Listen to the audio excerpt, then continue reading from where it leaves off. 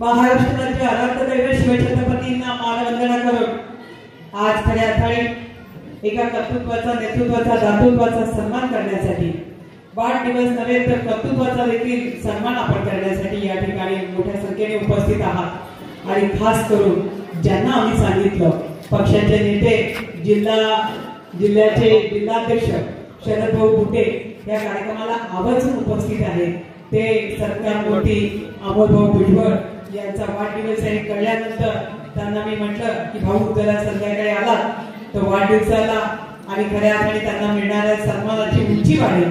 त्या एकही मिनिटाचा वेळ न घालवता, क्षणाचा वेळ न घालवता, तुम्हाला सगळ्यांना माहित आहे की बहीण माझी लाडकी या योजनेच्या माध्यमातून आज सगळीकडे सगळे पदाधिकारी पक्षातले, तिन्ही पक्षाचे लोक बिझी आहेत आणि त्यामध्ये जिल्हाध्यक्ष म्हणून ज्यांच्याकडे जबाबदारी आहे ते शरद भाऊ बुटे शब्दाने देखील त्यांनी 1 मिनिट आल्या एवढं मला अर्धा तास झालं, ते अर्धा तास जुन्नरमध्ये वाट पाहत होते की तुम्ही कधी बोलवताय। आणि म्हणून खऱ्या अर्थाने नेता कसा असावा तो शरद भाऊ सारखा असावा। एकदा जोरदार टाळ्या आपल्या शरद भाऊसाठी। यामध्ये आनंदाची गोष्ट मला एक वाटली की ज्या भाऊने महाराष्ट्रात प्रत्येक ठिकाणी त्यांचं मार्गदर्शन असतं, ते प्रत्येक ठिकाणी जातात याची पोच पावती आज आपल्याला जाधवकडे मिळाली। एक निवेदन आज सांगते की आमचा गुरु आला। भाऊ याच्यापेक्षा वेगळं फरक काय पाहिजे की येणारी तरुण पिढी तुमच्याकडे कोणत्या दृष्टीने पाहते, महाराष्ट्र तुमच्याकडे या दृष्टीने पाहतं, ही आपल्या दृष्टीने फार मोठी गोष्ट आहे। या कार्यक्रमाला उपस्थितांमध्ये अगदी मीडियापासून तर मंचावर सर्व आदरणीय, कारण मला गणेश भाऊ, ऋषी भाऊ या ठिकाणी, सर, निलेश, संतोष खंडाकडे या ठिकाणी, निमसे सगळे आलेले सरपंच खाली देखील बसलेले आहेत, खानापूर पासून तर सगळीकडे आलेले सरपंच आणि काही येऊन गेले, आता वैष्णवचे आले सरपंच, काही आला नसला तरी आमचे सदस्य म्हणून काम पाहणारा आमचा योगेश मुचके या ठिकाणी उपस्थित आहे। निलेश भाऊने बऱ्याच गोष्टी सांगितल्या, तुझ्या शेजारी पप्पू भाऊ बसलेला आहे। या ठिकाणी उपस्थितांमध्ये दुसरा सरपंच ज्याने मागच्या वेळेला कोर्टात जाताना भाऊ आपल्याला तयारी दाखवली, तो वरपे देखील आम्ही या ठिकाणी आहे। आमचे भाचे संतोषजी चव्हाण उपस्थित आहेत, जनाभाऊ आहे, रौंदळजी एवढी मागणी आली आहे की संजू भाऊ तुम्ही आम्हाला समजून घ्या की आजचा दिवस बाबाने आणि सगळ्यांनी, कुमार चव्हाण पासून सगळ्यांनी, भाऊ तुम्ही पण सगळ्यांनी समजून घ्या, तुम्ही ग्रामस्थ आहात समोर बसलेल्या, कारण मला कौतुक वाटतंय की माझ्या सगळ्या सदस्य ग्रामपंचायतीच्या सगळे असणारे सदस्य म्हणजे उपसरपंच ज्याने त्याग केला, या ठिकाणी बिनविरोध होत असताना उपसरपंच इच्छुक होते, सगळ्यांची तयारी झाली होती, परंतु सांगितल्याबरोबर जसं बाबांनी सांगितलं आणि लक्ष्मण शेठची आठवण काढल्यानंतर एका रात्रीतून विचार बदलला आणि खऱ्या अर्थाने बिनविरोध म्हणून जी संधी या ठिकाणी आपण अन्नाला दिली ती खरं म्हटलं तर लक्ष्मण भाऊची आठवण म्हणून आपण जपली पाहिजे। या ठिकाणी स्वातीताई ज्या पहिल्या 2002च्या निवडणुकीमध्ये माझ्यासोबत या विभागाचं नेतृत्व ज्यांनी पंचायत समितीमध्ये माझ्यासोबत केलं आणि मी स्वातीताई, हिराताई, आज रामदास शेठची आठवण होते, त्याचप्रमाणे या ठिकाणी बजरंग शेठची आठवण का बरं होणार नाही, कारण भजन सेठ म्हणजे एक असं नेतृत्व की कधीही एकही पैशाची अपेक्षा न करणार, पक्षाच्या नेत्याकडनं नाही, कार्यकर्त्याकडनं नाही आणि सतत लढा देणारा, कारण हे गाव राष्ट्रवादीचं गाव, हे गाव छगन भुजबळांचा बालेकिल्ला, 3.5 मंत्र्यांचा हा गाव आणि या गावामध्ये ज्यांनी संघर्ष केला ते आमच्या राजश्रीचे पप्पा, की ज्यांनी विभाग प्रमुख म्हणून या विभागाचं काम नेटाने केलं, प्रामाणिकपणे केलं, संघर्ष करत असताना समोर किती असो तरी लढा द्यायचे आणि जावई झाला तो भुजबळांचाच झाला।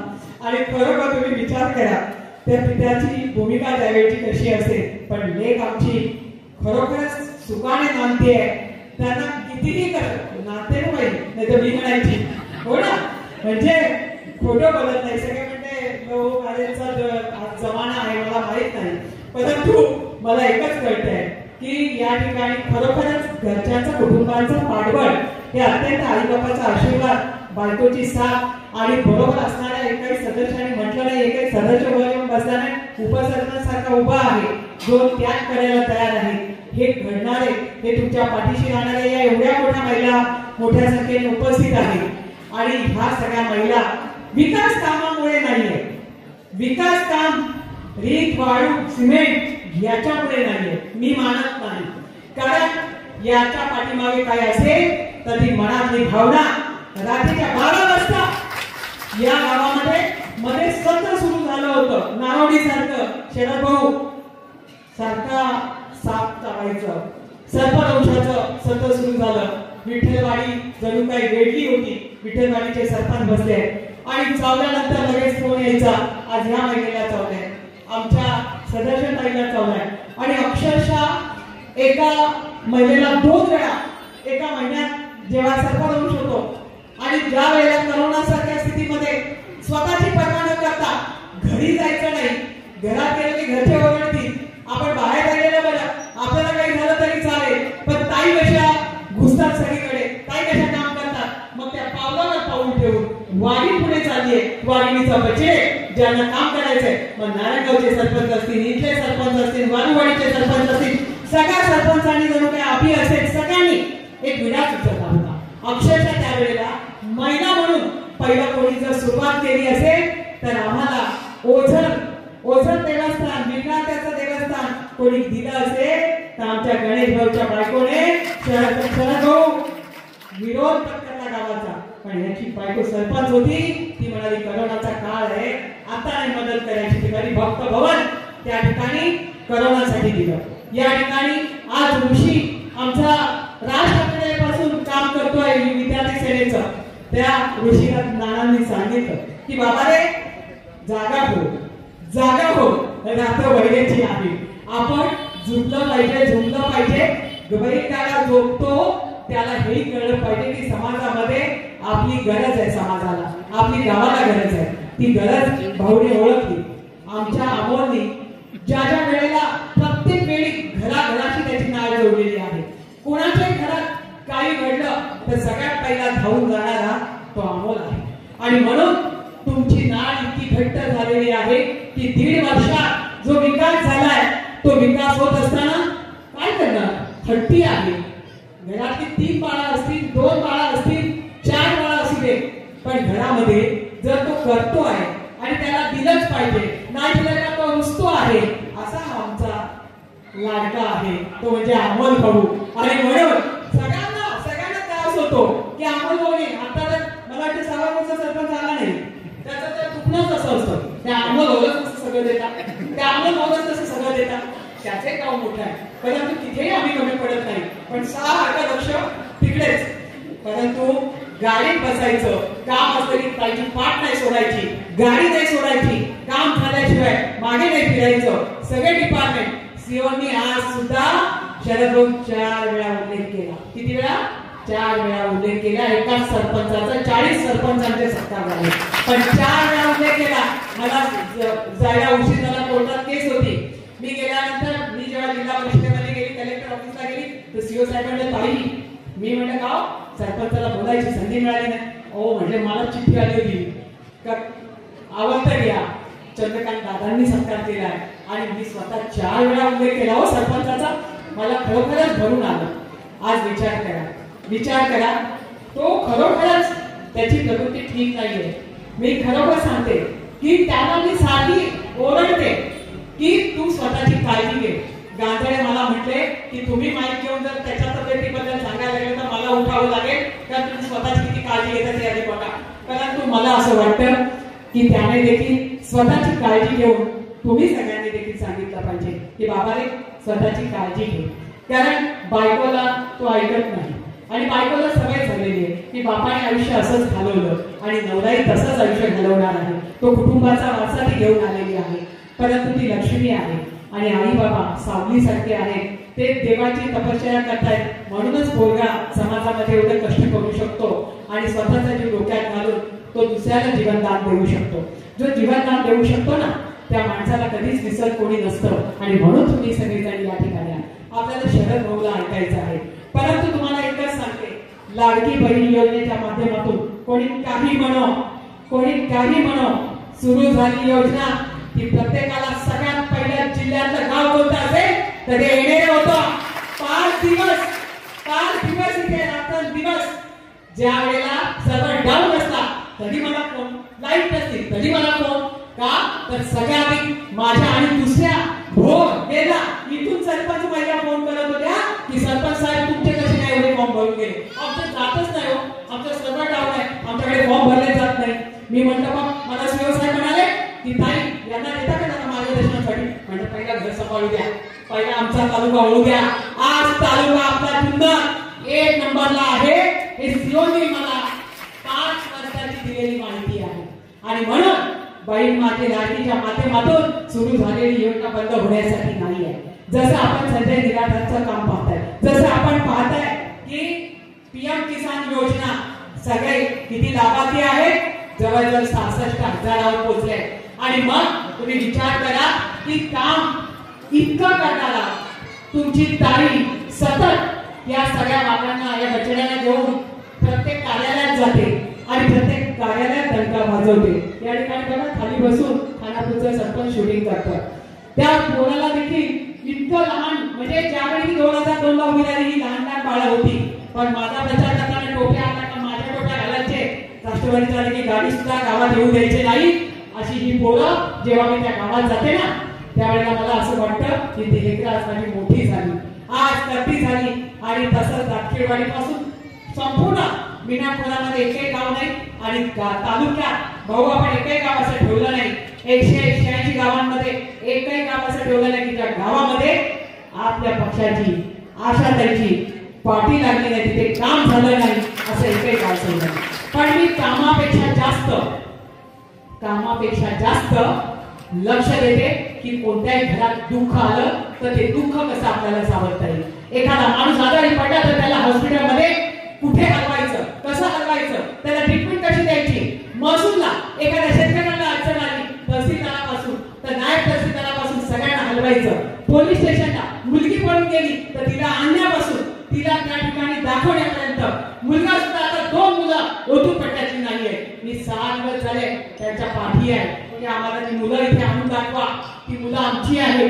17 वर्षाचा एक आहे, एक 21 वर्षाचा आहे.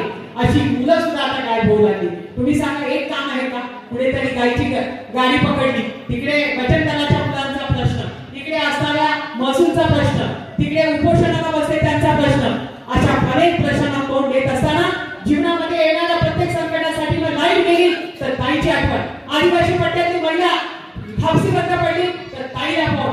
आणि मग इतक्या मोठ्या प्रमाणावर जर आम्ही काळजी सगळ्यांची वाहतो आहे, माझा प्रत्येक कार्यकर्ता इतका आत्मीयतेने काम करतो आहे आणि राज्य सरकारकडे जाऊन केंद्रामध्ये दिल्लीमध्ये जाऊन सुद्धा शेतकऱ्यांसाठी लढा देतो आहोत. आणि एवढं सगळं करत असताना आतापर्यंत सगळ्यांनी सांगितलं की आशाताई एकदा महिला आमदार, तुम्हाला वाटते का भाऊ म्हणून?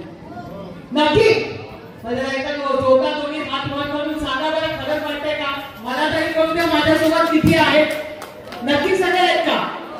नक्की धन्यवाद. तुम्हाला नाही वाटत का? अहो असं काय करतात ना, वाटतंय ना? धन्यवाद. कारण मला शरद भाऊला संधी द्यायची आहे. तुम्ही मला कधी सांगा, माझा श्वास असेपर्यंत मी तुमच्यासाठी आहे. आणि मी ज्या दिवशी निवडून येणार आहे त्या दिवशी या तालुक्यामध्ये प्रत्येक पंचायत समिती असो, जिल्हा परिषद असो, नगर परिषदेचा नगरसेवक असो, तो तुमचा सेवक असेल. प्रत्येक निवडणुकीत उभा राहिलेला उमेदवार हा जनतेचा सेवक असेल, तो कधी मालक नाही बनणार. आणि आशाताई सांगते की एकदाच व्हायचे आमदार स्वप्न आहे हे पाहिलेलं. जसं जिल्हा परिषदेमध्ये जाऊन जिल्हा परिषद सदस्य काय करू शकतो, विरोधी वाटावर बसून सत्तेमध्ये नसताना सुद्धा मी तुम्हाला 20 वर्ष कार्य करून दाखवलं. आज पक्षाने 2 वर्षात जी नियोजन समिती, कालवा समिती दिली, तिथे सुद्धा पाण्यापासून सगळ्या प्रश्नांवर आवाज उठवले. या तारीखला जर विधानसभेच्या सभागृहात तुम्ही पाठवणार आहात तर ती दिल्लीच्या तख्तावर या जुन्नर तालुक्याला या जिजाऊची एक सावित्रीची एक निलेश्वर राहणार नाही. आणि एकदाच मागणार आहे, पुन्हा पुन्हा तुमच्याकडे म्हणणार नाही का मला पुन्हा पुन्हा द्या. एकदाच द्या. एकदा दिलं 25 वर्षाचा बॅकलॉग भरून काढे, 25 वर्षाचा बॅकलॉग भरून काढे हा शब्द आहे आपला. आणि या ठिकाणी पुन्हा आम्ही दुसऱ्यांना पुढे आणू. हे सगळे बसलेले उद्याचे घडणारे यांच्यासाठी जो चांगलं काम करेल. आज 5 पुरस्कार जुन्नर तालुक्यात आले. त्या 5 सरपंचांना शुभेच्छा देत असताना निश्चितपणाने त्या 5 सरपंचांची जबाबदारी माझी आहे की येणाऱ्या काळामध्ये 1.5 वर्ष 2 वर्ष ज्यांना झाले त्यांना पुढची 3 वर्ष करायची आहे. त्यांना जादाचं दादांनी शब्द दिला चंद्रकांत दादांनी की माझ्याकडून निधी घेऊन जा म्हणून. ते 40 सरपंचांना जिल्ह्याचा शब्द दिलाय त्या चंद्रकांत दादा पाटील. त्याचप्रमाणे या ठिकाणी देवेंद्रजी जे कधी काही सांगितलं बावनकुळे साहेब काही मागितलं तर तुम्ही आता लवकरच पाहाल की जी मुलीला कान नव्हते तिला आपण गणेश सूर्यवंशीच्या मुलीला दोन्ही कान दिले. 28 लक्ष रुपये खर्च होता आणि कोणीही लक्ष देत नव्हतं. माझ्याकडे आल्यानंतर मी साहेबांना सांगितलं आणि साहेबांनी त्याच्यामध्ये आम्हाला मदत केली. आम्हाला लवकरच साहेबांना भेटायचंय. लीलावतीला मुंबईला दोन्हीकडेला ऑपरेशनला मी स्वतः तिथे हजर होती. आज ती मुलगी इतकी गोड बोलते जी बोलू शकत नव्हती. 5 वर्षाची झाली तरी आता ऐकायलाच येत नव्हतं. कानच नाही फक्त छिद्र होतं. दोन्ही बाजूने ती मुलगी आज बोलू लागली. पप्पा म्हणू लागली, बाबा म्हणू लागली, आजी म्हणू लागली. विचार करा त्या घरात आनंद सोन्याचा दिवस आला की नाही. आणि म्हणून या ठिकाणी गुजरातमध्ये गेल्या 18 दिवसापूर्वी गुजरातमध्ये त्या ठिकाणी असणाऱ्या गावामध्ये पारडी या गावामध्ये आपल्या 9 टेम्पो पकडले गेले. 9 भाजीचे टेम्पो पकडले गेल्यानंतर आपल्या मठच्या कार्यकर्त्याने आपल्याला फोन केला आणि त्याने सांगितलं आमच्या गाड्या पकडल्या, 10,000 रुपये मागतायत, मोबाईल काढून घेतले, आम्ही काय करायचं. अरे म्हणलं तुम्ही तिकडे आहात, मी इकडे आहे, संपर्क कुणाचा देताय. त्या ठिकाणी देसाई नावाचे मंत्री आहेत, आमदार आहे, मंत्री पण आहे. मी म्हणलं त्यांचा नंबर तरी शोधून काढून द्या. पण मोबाईलच कोणाच्या ताब्यात नाही. शेवटी डिपार्टमेंटचा असणारा जो इंचार्ज आहे म्हणलं सांग त्याला का महाराष्ट्रामधून तिथल्या असणारा विधानसभा 195 शिवनेरीच्या महिला आशाताई बुचके बोलणार आहे. आणि त्यांनी जेव्हा फोन घेतला त्यांनी सांगितलं की भाऊ आता त्याची बातमी पण आहे तिकडच्या गुजरात सरकारची. त्याची गुजरातमध्ये बातमी आहे ती सुद्धा तुम्हाला पाहायला मिळेल. त्या ठिकाणी मी त्यांना म्हटलं कि साहब आपने हमारे 9 टेम्पो वहां पे रुका के रखे हैं, उनको छोड़ो. वो बोले आपको पता है कि पिछले 1 महीने से यहाँ पर 10 से 12 लोग मर गए हैं. वो फास्ट जो गाड़ियां आती है उनके नीचे कुचल गए हैं और इसलिए पूरी जनता यहाँ पे परेशान है. हमारे पे एलिगेशन बनाई है और इसलिए हमें आज ये करना पड़ा. मैं त्यांना सांगितलं देखिए अगर आप छोड़ेंगे नहीं वहां से वो 9 टेम्पो छुटेंगे नहीं. 33 लाख का माल है. कितीचा माल आहे? 33 लाखाचा माल आहे त्या 9 टेम्पो मध्ये. तो जो सुटला नाही ते टेम्पो माझे टेम्पो मला इकडे आले नाही तर कल से यहाँ पे गुजरात और यूपी की गाड़ियां रोकी जाएगी. फिर बोला मत कि ताई आपने बोला नाही था. एवढंच त्याला मी सांगितल्यानंतर अवघ्या 35 मिनिटात बोलायला तर ताई आम्हाला सोडलंय. फक्त 400 रुपये 10,000 इथे मागत होते. गाड्या वाढवून ठेवल्या होत्या, माल चढला असता. 400 रुपये एका गाडीला हे करून त्यांनी त्यांना सोडून दिलं. म्हणजे तुमची ताई ज्या वेळेला संकट येते ना जशी घरातली माऊली पेटून उठते दुर्गा तिच्यातली जागी होते. आपण होतो हिला झालं काय अगं हिला एकदम शांत असणारी की आज एवढी कशी तापली. तिच्या घरावर संकट आलं, तिच्या मुलावर संकट आलं तर ती गप्प बसत नाही. तशी तुमची ताई फक्त आणि फक्त तुमच्याचसाठी या ठिकाणी भारतीय जनता पार्टीच्या वतीने या ठिकाणी देवेंद्रजी या शिंदे सरकारच्या वतीने आणि अजितदादा पवार यांच्या सरकारच्या वतीने देखील माझ्या या लाडक्या अमोल भाऊला आपल्या सर्वांच्या वतीने लाख लाख शुभेच्छा. पुढील भावी काळासाठी निश्चितपणाने त्याची सगळी स्वप्न पूर्ण होऊ दे. त्याचं गाव त्याला नंदनवन बनवायचं आहे. आणि नवलेंनी देखील काम करत असताना जेव्हा ते सरपंच झाले त्यांचंही असंच धैर्य वेगळा प्रकल्प असायचा, नवीन करायचं. त्याच्या पुढे 4 पावलं जाऊन आज अमोल भाऊ जे करतोय ते फक्त तुमच्याचसाठी. एवढं लक्षात ठेवा जे काही केलं आहे तो बोलायचा नाही. आज फक्त सन्मानाचा दिवस आहे. आज त्याचं कौतुक करण्याचा दिवस आहे. आणि त्याच्या सोबत कुटुंबाची असणारी साथ आणि तुमच्या सगळ्यांची साथ, तुमचा आशीर्वाद त्याच्या पाठी राहू द्या. आणि सगळ्यात जास्त येणाऱ्या काळामध्ये माझ्याही डोक्यावर राहू द्या एवढीच अपेक्षा व्यक्त करते आणि माझ्या शब्दाला विराम देते. जय हिंद, जय महाराष्ट्र, जय श्रीराम.